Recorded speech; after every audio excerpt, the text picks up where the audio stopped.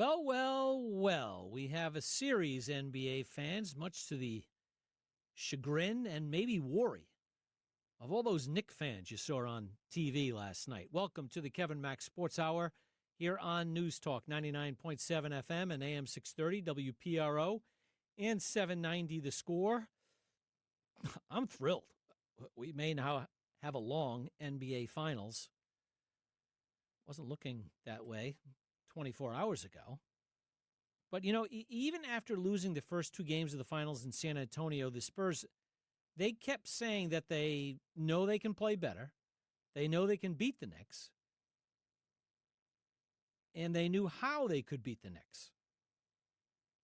And I pretty much believe them, but you have to see it at least once, right?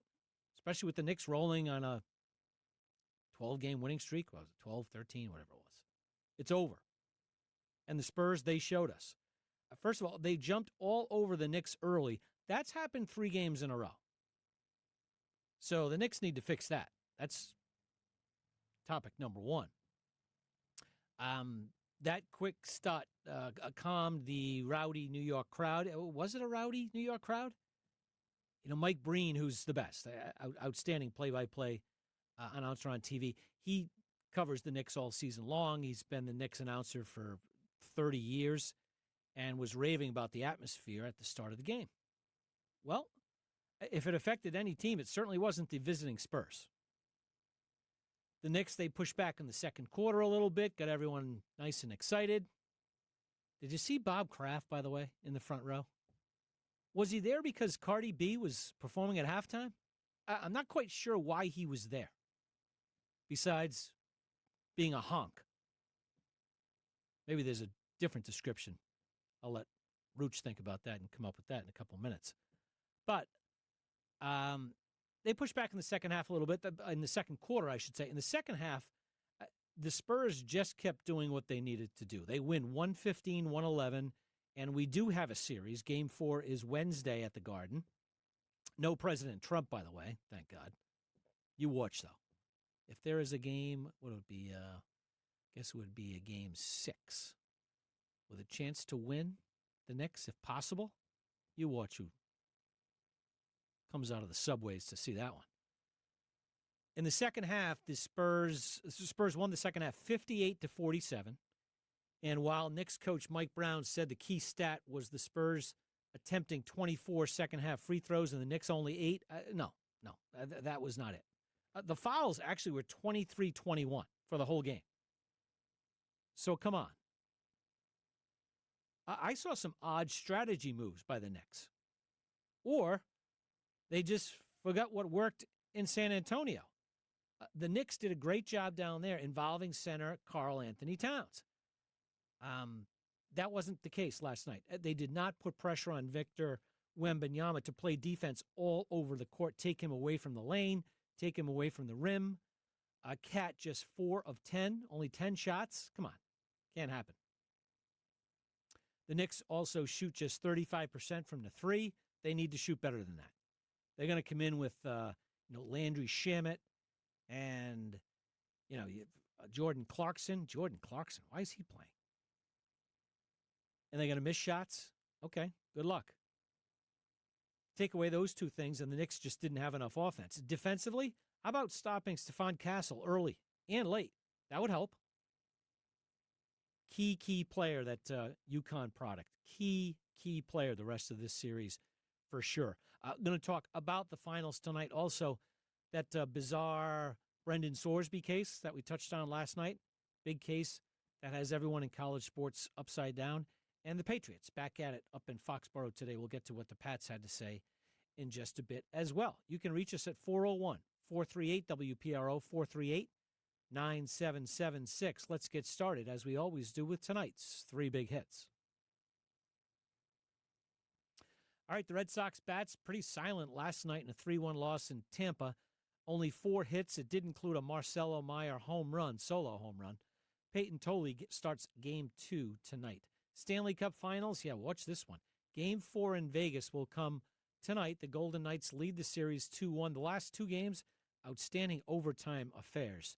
After nearly 4 years of retirement, tennis legend Serena Williams made a return today at the Queen's Club in London. Williams teamed up with 19-year-old Canadian Victoria Mboko to win their opening doubles match at the grass court tournament.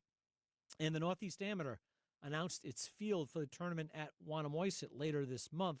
Top-ranked junior player in the world, 17-year-old Floridian Miles Russell, is committed to playing. He finished second a year ago. He also qualified for the U.S. Open yesterday. U.S. Open next week at Shinnecock. He had his close pal Charlie Woods, son of you-know-who, was on his bag as a caddy yesterday. Any chance Charlie makes it to Shinnecock as a caddy? Be interesting, for sure. Okay, so at last, we do have a series, and I think anyone who listened to last night's show, I think it's pretty clear that I wanted the Spurs to win, selfishly, not because of cash or anything like that. Or I will say this, before last night's game, the Knicks can win. I have some friends who are Knicks fans. They're desperate. Haven't won since 1973. I get all that. But seeing them last night, and those weren't the real Knicks fans last night. Those were the total honks. Robert Kraft in the front row. How about that? Hope they charged him double or triple. I'm guessing he was there with his buddy Michael Rubin, so he probably didn't have to pay it. I was going to say, I hope he paid. He can actually afford it. I guess everyone there could afford it because the prices were insane. Yeah. Anyways, after watching those people, if there's a couple celebs who you see all the time, okay, they're fans, they go. Last night was way over the top. Now I hate the Knicks fans. I mean, because the Knicks fans, the real ones, they're not going to get in the rest of the series. Everyone's like, well, this is a big thing, Game 3, Game 4.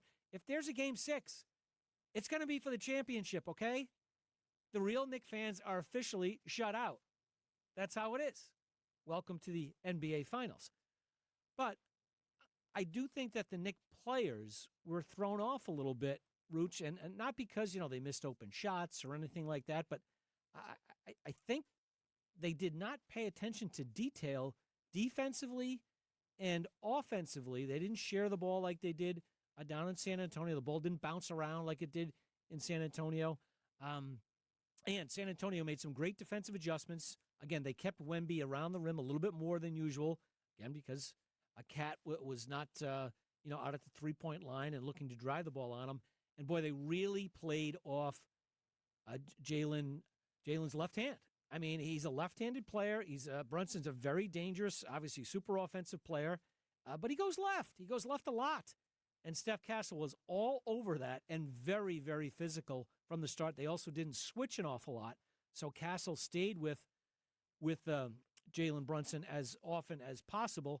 I think that slowed the Knicks down, too. What did you see in that one? Yeah, I mean, to that last point there, the Knicks aren't a very good screen team in terms of, Mitchell Robinson is a pretty good screener, but outside of that, they lack a lot to be desired. And so Castle and Harper, to a lesser extent, but like you pointed out, Castle has been meeting Brunson at half court. Way up top, yeah. Right, so that makes the screen and roll game even more important to give Brunson some space, and he just wasn't able to get it. And in terms of the crowd, look, I'm not trying to say cause effect here necessarily, but I would listen to someone who says that those guys, too many of them, at certain points were trying to play hero ball because of the environment at Madison Square Garden and most of the people in attendance thinking that essentially the championship was in the balance. You win tonight, the thing's over. And I point to what you just said, the lack of ball movement. I mean, they had 29 assists in Game 2, and they had 18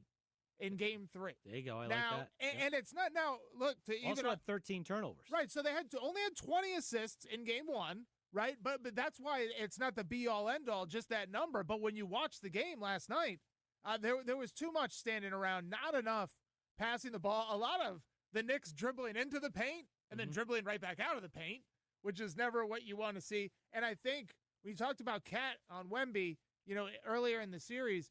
I think as long as OG Anunoby is going to be on Wemby, not only will there be an advantage down low for the Spurs, but an advantage on the perimeter with Castle and Harper. Because without Anunoby out there, to help patrol that perimeter, those two have been able to have a field day. And again, a small thing. But again, I just thought they went away from what they did in San Antonio. One is Mitchell Robinson. obviously, offensive liability. They were behind the whole game. I'm sure Mike Brown felt some pressure to score points. He played 7 minutes. I mean, he's around for one thing, to beat up Wemby. Okay, really, really be physical with him on screens, like we just said, and off the backboards. He played, 14 minutes, 10 minutes, now 7 minutes. Again, small thing, but I'm playing Mitchell Robinson at least double figures to get him out there and be physical with Wemby. And then Mikal Bridges. Hey, I think he's a very, very important player. He's 1 for 5 for 2 points. They're not winning another game if Bridges can't score, more than 2 points. That's a real problem. But a lot of knuckleheadedness, right? Bridges, those 2 fouls, knucklehead. Like right away, they yes. weren't legitimate. That's why he was taken out of the flow. Josh Hart, I loved going to the commercial before they ruled on that technical foul. Like, I went to go to the bathroom, like, that's going to be a T when I get back. You can't be just pushing peeps. Like, why? Because Luke Cornett was there trying to catch the ball. Poor Luke Cornett. So a lot of that knuckleheadedness from the Knicks, and it goes right up to Mike Brown. It does. I audibly laughed when Jordan Clarkson took the floor last night. I'm like, who is that guy? Right, Who is that guy? To your point, like, he and Mitchell Robinson don't play the same position. But one of the things that has enamored Mike Brown to his current team and to the fan base and everybody else is that he's not Tom Thibodeau, who only played 5 guys all the time. Right. Mike Brown plays 9 guys, and he's going to let, it's a shame. Why isn't Kolek getting in? That's what we should be upset about. I was ready for him. Right, he's rolling Jordan Clarkson out there, and Tyler Kolek can't get some run. But, yeah, again, back to my original point, and you can include Mike Brown, I think the Knicks sort of, crumbled under the moment in that a lot of them were trying to be a little too perfect. And to your point, they lost what had made them, so great for those 13 games in a row, and more importantly, the first 2 games of this series. All right, here's Mike Brown. He has, a bone to pick with the referees. San Antonio played great.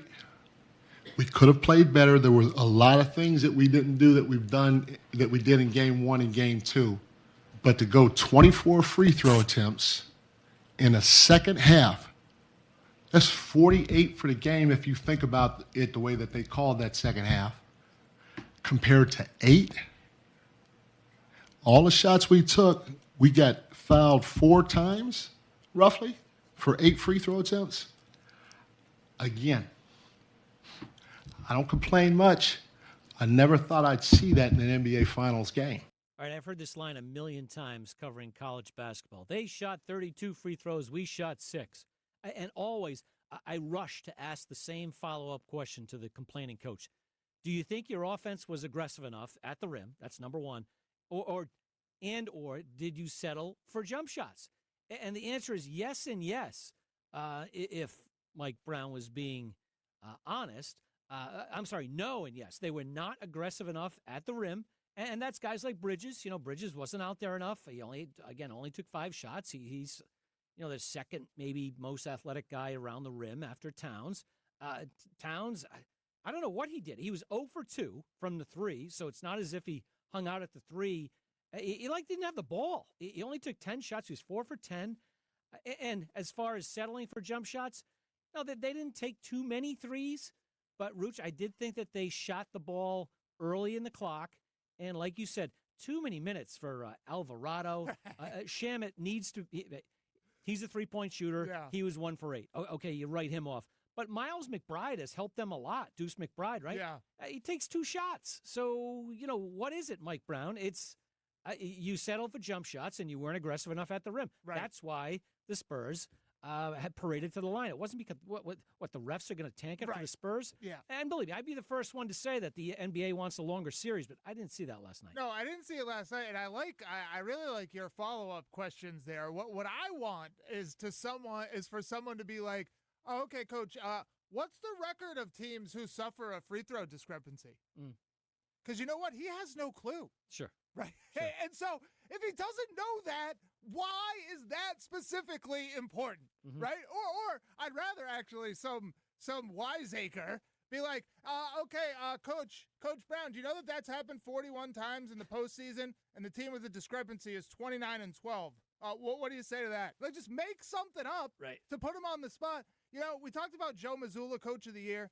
and we disagree on how important a coach might be. Too many of these guys, you know why Mike Brown was so hyped to that disadvantage? Because that's the first thing he checked, because he was complaining all game long, because that's the main job of an NBA coach right now, is to ride the refs until you get the calls you want. Get some calls. And you're looking for someone to say, hey, coach, well, how about Karl Anthony Towns?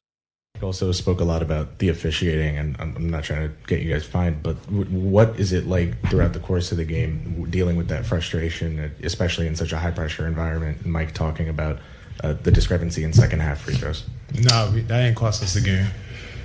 Turned the ball over, didn't execute, didn't do what got us 13 straight wins in a row. That's how you lose a game. We didn't do what we've been doing for 13. We decided to do something different. It ain't going to work. And throwing the ball away is a clear indication of how you're going to lose a game, especially in the playoffs. Yeah, Coach. Wasn't the free throw discrepancy. Props to him. Pretty much a little bit of everything else. Where does the series go from here, Rooch? Obviously, if the Knicks can grab Game 4, go up 3-1, they'll probably win the championship. Yes. I mean, they'll have... Statistically, I don't know how many teams have come back in from a finals. 3-1. I don't know if it's ever happened. Right, yeah. It's tough to say that in Red Sox country. You never forget Kevin Millar's going to come busting through that door. No, but I think what we've seen, in terms of what's to come, break it down in a vacuum. What have we seen through the first 3 games? 3 incredibly close games where the team who won was basically fortunate to have done so. Sure. I expect as many of those games as we need, left to finish. No, this you're right. thing. Hey, the refs, the Spurs controlled the game last night. Shot a lot of free throws. But if De'Aaron Fox doesn't make a very difficult jump shot, and then Steph Castle, a desperation 3, I think that was maybe a 2-point game at the time. From like 28 feet, that pushed it back to 5. Yeah, they made a couple really clutch shots in crunch time. And that was enough for the Spurs to make this a finals. You know what? I want to point this out, too, because I thought this was funny. Jalen Brunson had basically the identical game he had in Game 1. Mm-hmm. Right? Another, 12 for 30 from the field type performance, right? And after Game 1, he was being crowned king of the world. The closer. Right, where after Game 3, everybody's like, why did they play like that? While pointing to the fact that he was 12 of 30 from the field. Mm-hmm. And, hey, the closer... Right, Jalen Brunson, 4 for 7. He was more than fine in the fourth quarter. The Knicks, 7 for 27, 2 for 14 in the fourth quarter. That's not going to get it done. All right, Brendan Sorsby. Everyone's going to know this guy's name, especially if he steps foot on the football field in the fall. We'll get to that next on the Kevin Mack Sports Hour. I know, I think everyone's pretty surprised and seems like they're really upset, as they should be, that Brendan Sorsby cleared to play at Texas Tech after admitting to betting on his own games while a player at the University of Indiana a couple of years ago. Welcome back to the Kevin Mack Sports Hour here on WPRO and 790 The Score. That's ESPN's Paul Feinbaum. If you missed it, an injunction was granted in district court in Lubbock, Texas. That's where Texas Tech is. On Monday, the NCAA had ruled that Sorsby, because he had gambled, and that's a tenet in the rule book of every major sporting organization, including the NCAA. The NCAA has already appealed to the Court of Appeals, the 7th District of Texas, which is in Amarillo. Each of the 4 justices in that 7th district are graduates of the Texas Tech School of Law. It's a great school. Unavoidable. Clearly, it's a magnet. I mean that's where you need to go to become a great jurist in the state of Texas. As one would say, it's the Harvard of I don't know, whatever county that might be in. But so you're asking how can this happen? So it was a good line in the Athletic today. 2 years ago, the NBA banned Toronto Raptors forward Jonte Porter for life after he bet on games and relayed inside information to bettors. 2 years ago, MLB lifetime banned a Padres infielder. He had placed 25 bets on the Pirates while he was playing for them.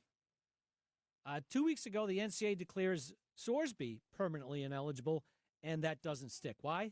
There's no collective bargaining agreement between the players and the NCAA. what there really needs to be is a school like Texas Tech to say, we don't want this guy in our program. Instead, they want to win. They would much rather win and rehabilitate a young man than have any type of morals and say, this guy bet on his own games. We're going to pay $3, $4, $5 million to another quarterback. Now, there is a chance that the Big 12, a couple things. Georgia, which plays in the SEC, and Nebraska, which plays in the Big 10, say they will not play Texas Tech in any sport. Of course, they're not scheduled to play them in football, but in any sport, like women's tennis. Guess they're not going to play Texas Tech. Or softball. They're a softball power, Texas Tech. The Big 12, Texas Tech's league, had a meeting of the ADs today, the presidents on Thursday, and there's being floated ideas of severe sanctions against Texas Tech, which may be, they are allowed, Big 12 is allowed, to suspend Sorsby. Right now he's suspended for 2 games. They can suspend him for more games. That's happened in other leagues around the country as well. Of course, his lawyers will sue the Big 12. Now, the Big 12, that's a little different story. That's not the NCAA. That's the only avenue that I see right here, Rooch, because it's pretty clear Texas Tech does not care. They intend on this guy playing, and they intend on him. He's supposed to be also very good and a potential Heisman Trophy candidate. Yeah, I don't expect him to take snap one for the Texas Tech Red Raiders this year for a bunch of the reasons you just mentioned. That charge that the Big 12, I think, is likely to bring against Sorsby in terms of suspending him for the entire Big 12 season, they'd need to find another sympathetic judge. Mm-hmm. Right? And I'm sure they might be able to, but again, now at that point, that's another avenue, another line that they would have crossed. And I think the Big 12 and other parties at large would just continue down that road to continue to sue Texas Tech until, because Texas Tech, they can countersue all they want and get Sorsby, okay, yeah. We'll have this trial in March of next year and in April of next year. But eventually they'll just be overrun and become pariahs. But the Big 12 does have some bylaws that seem to be, I don't know how many teams are in the Big 12 these days. I think it's 14. The presidents, those schools have the votes there, and very different rules than the NCAA. Yeah, so no. I'm no lawyer. You're correct. Obviously, if this kid is banned in any way, shape, or form, his lawyers will stick up for him and file some suit. Absolutely. And we'll see if it flies. Right. It's just at one point, and this is sort of my take on it, is everyone's going to line up against this kid and the school. It's really what time, at what point does the school decide to just, okay, this isn't worth it. I get you. Or this could be a huge dice roll for Texas Tech to somehow find themselves in the SEC or the Big Ten. I'm still a little murky on how these things work these days. Well, I like this. The Georgia president, who used to be like a real bigwig in the NCAA, basically says, this is why the SEC and maybe the Big Ten need to break away from the NCAA because we can't, we can't handle scumbags like Texas Tech. Now, He didn't say scumbags, but that's exactly what he means. And he's kind of right. If these other schools around the country are going to play guys who gamble on their own games, what are we doing? Yeah. What are we doing? I love the sentiment, but I would also be first in line to bet that very soon, within 5 years of this breakaway happening, Texas Tech would be a part of that situation one way or the other. Sure. No, I mean, money talks, we know that, and few teams and universities are spending more in the NIL era right now than Texas Tech. Case in point, they might be paying a guy $5 million who won't take a snap for him. Here's a little headline.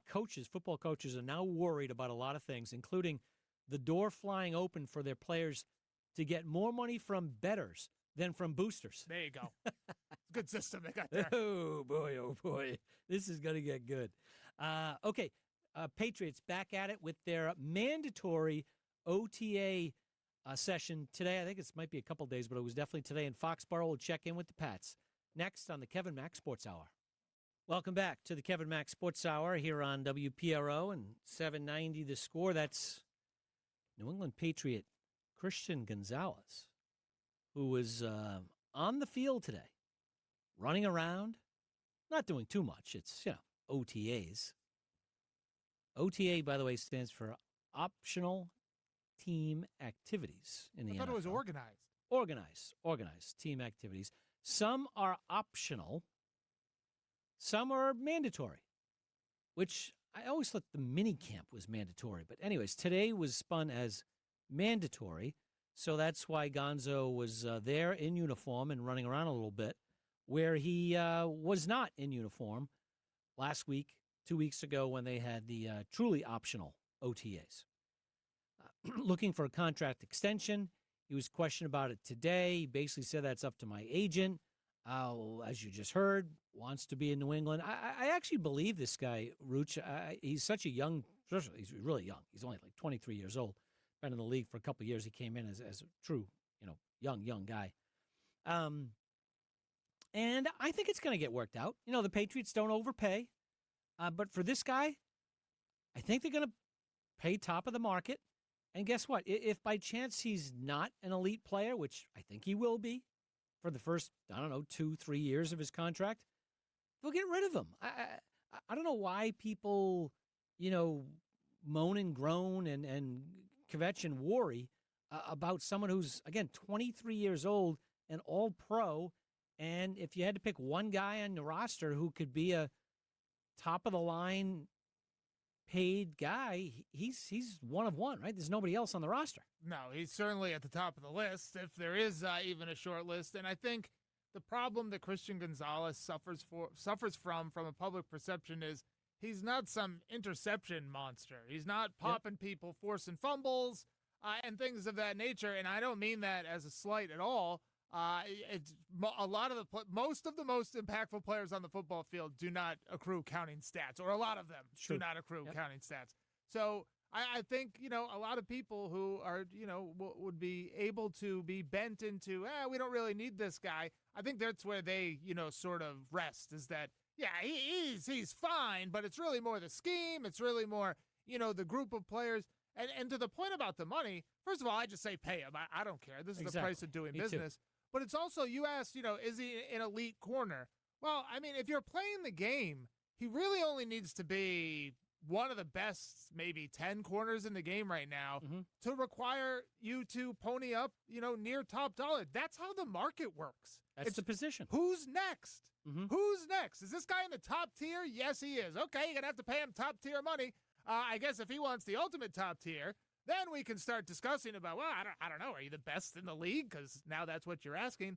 But again, that's what negotiations are. They'll settle somewhere in that area and go about their business. But this is going to happen time and time again with every player on your roster. You hope it does, right? You hope. These are rich people problems. Well, you know who it's going to happen with is Drake May. Sure. I mean, Drake May was all-pro. Well, no, I'm not disputing that. I'm saying, again, that would be another thing that people anti-Gonzalez might point to, right? Is eventually you're going to have to pay May.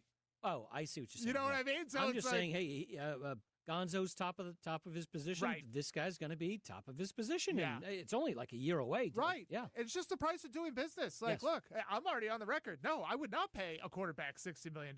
But most teams are in that business. That's what you're going to have to pay. It'll probably be more than that by the time Drake May rolls around. But I say the same for Gonzalez. Look, I don't know if he's a top-tier corner or not, but those that do or claim to know, they say he is. So pay the man his money or show me an X-ray that proves that he's unhealthy. All right, and all my friends up there covering the OTAs today, they take out their little roster and they say, he's only stretching. He's not with the starting group. Sounds like Mike Vrabel, he knows what the deal is. Everybody under contract is here and accounted for. So as it relates to practice, everybody will have different plan at practice, and some guys will be full, some guys will be limited, some guys will work on the lower field. But it's been a good day, and it's much better than yesterday when they weren't here. It's been a great day to have everybody back. You know what Mike Vrabel reminds me of when he talks like that? That he was a very good former player. No veteran player wants to be running around on June the 9th in some – they don't have full pads or anything on. This is what it is. It's years ago, maybe 15 years ago, these things didn't happen, and they shouldn't be allowed to happen. It's ridiculous. These guys should be They want to come to Foxborough and lift and stay in shape together. Totally cool, totally fine. You have a mini camp, you have training camp.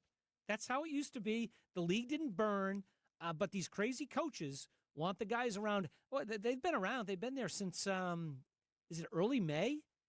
I mean, early May. The first game is in September. And Mike Vrabel, I think, appreciates that to some extent. And he was talking about a few veterans today, and like, hey, they don't have to take all the reps.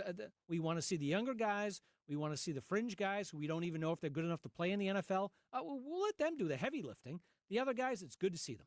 It's good to have them around. But we're not going to push them now in June, please.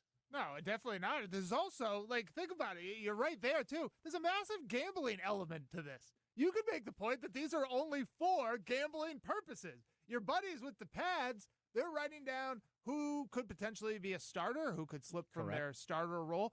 How is that important at all to anyone other than a future is better? Yeah. Right? I mean, like, seriously. Like, who cares who's lining up at defensive end on June 9th without pads on? That's not important. There's only two people, superfan nerds, of which there are many, and we salute you, and gamblers. So, these events, these year-round things, gambling is prevalent. Hey, Sorsby was probably checking the injury report to see who was playing defensive end for the Patriots. So, the NFL just wants to be omnipresent, and a large part of that reason is the gambling interest. Yeah, here's a good example. Here's Kayshon Boutte.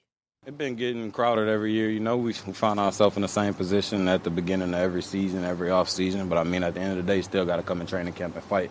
No spot is given, no matter who it is. So I mean, at the end of the day, still got to come out and perform.